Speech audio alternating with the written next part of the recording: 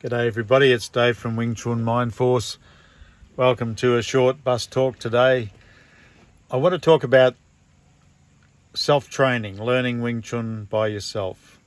This is something that's been on my heart for many years because I know how the majority of people are isolated from any chance of meeting a good Wing Chun teacher, especially of meeting somebody who's been trained under the lineage of Grandmaster Chu Shong Tin, who learnt from Master Yip Man.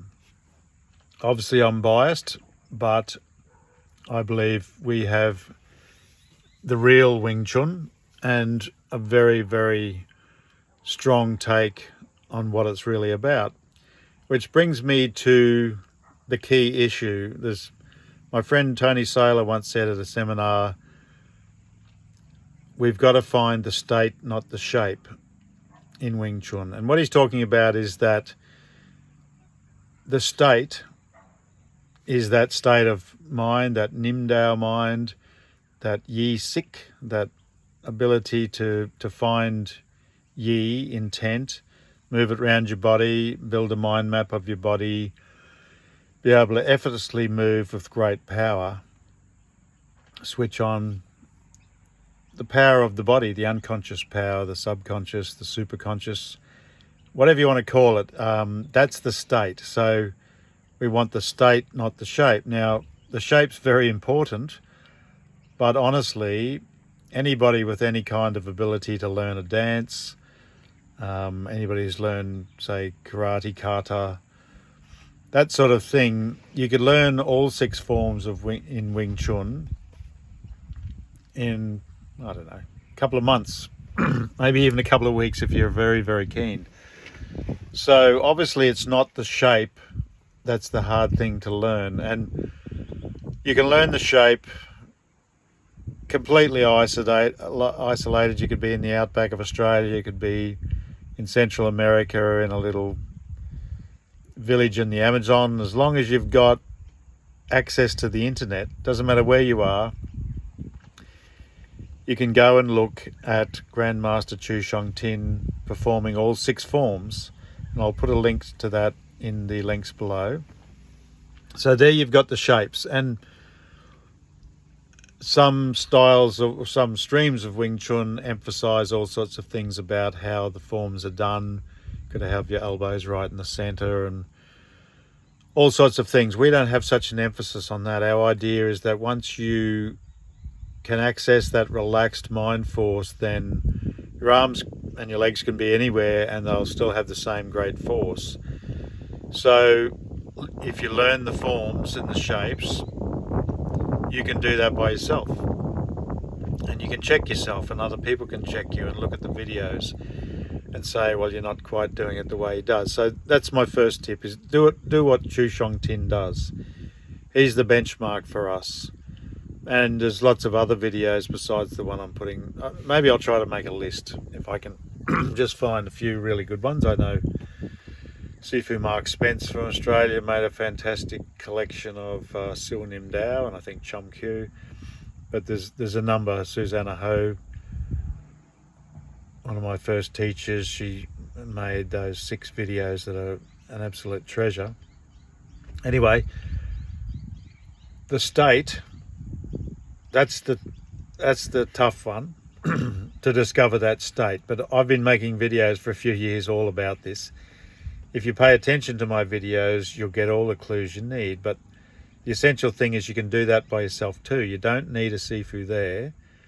You just need to spend a lot of time totally relaxing, standing, getting all the right feelings and things happening. Map your body, mentally go around your body, feel all your body. Feel your spine rising up above your head, feel Fong Song, everything relaxing, out, down through the elbows, down through the arms. Feel the body relaxing.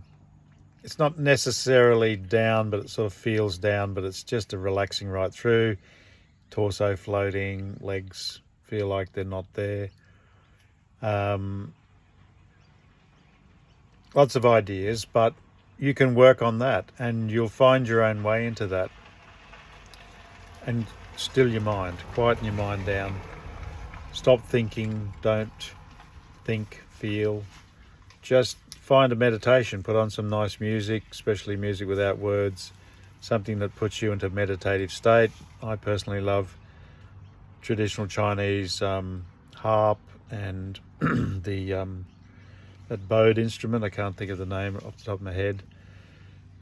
Anything Indian traditional, I love sitar, tabla, drums, anything that just goes on and on. But whatever works for you, so you stop thinking, stop worrying, stop thinking, oh, can I teach myself? Is it possible? Am I kidding myself? Forget that. The fact is the force is in you. You're all born with the force. You don't need midi-chlorians. The original Star Wars idea is that we all have the force, but we've just got to find it. And that's what Chu Shang Tin taught us. That this mind force, this Nim Lik, is in us from babies, and it gets lost by the conditioning of the human culture. The conscious mind becomes the chief thing in most human culture now, but in the old days, people lived more in the natural mind, the Nim Dao, the now present heart mind, and you can work on that by yourself. The only thing you can't do is be tested by somebody like me, by a Sifu who knows what to feel for. But that's not such a big deal.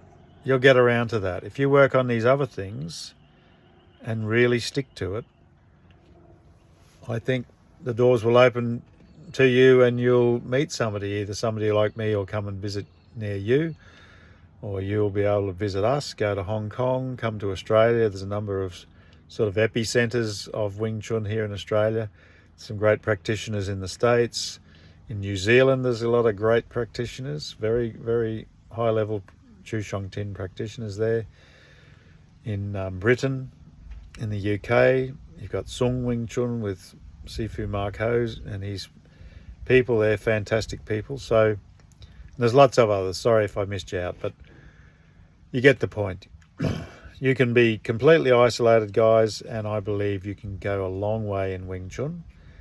And I'm always here for you, so don't hesitate to write to me. I try to comment and reply to every comment I get. Just ask me stuff. I'm always happy to help. I really care about you. I care about Wing Chun. It's a beautiful art. I want to see more people get it. And I don't like the fact that it's so isolated by geography. That doesn't have to happen anymore. So that's my message. You can learn Wing Chun. You can teach yourself Wing Chun if you're intelligent. I was once told that the prerequisite for Wing Chun is high intelligence.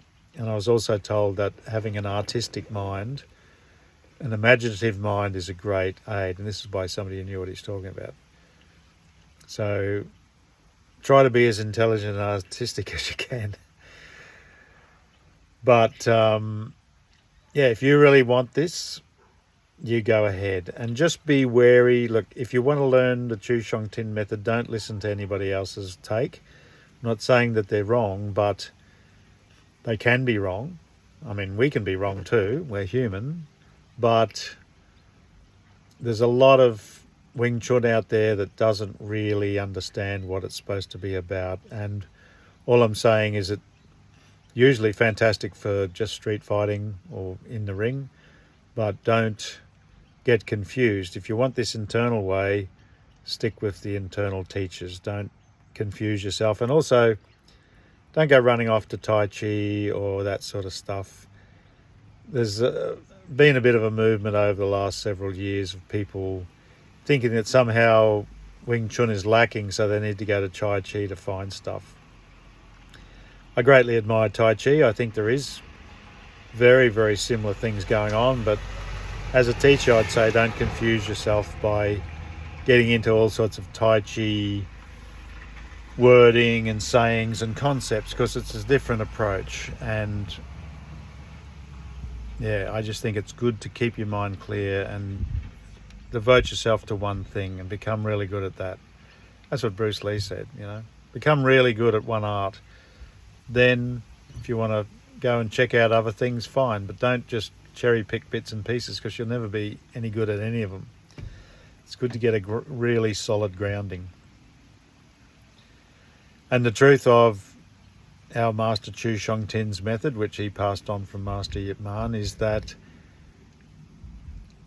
this is a theory of power. It's a system of developing this seemingly superhuman force, and you could apply it to absolutely anything. So you could apply this to Thai boxing, to karate, to Western kickboxing, to Jeet Kune Do principles, to, you know, Taekwondo, to Jiu-Jitsu.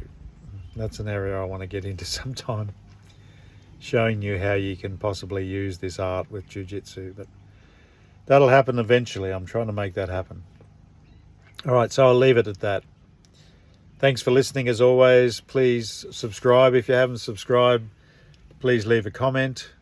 Give me a thumbs up. And please ask anything you want. Okay. See you later.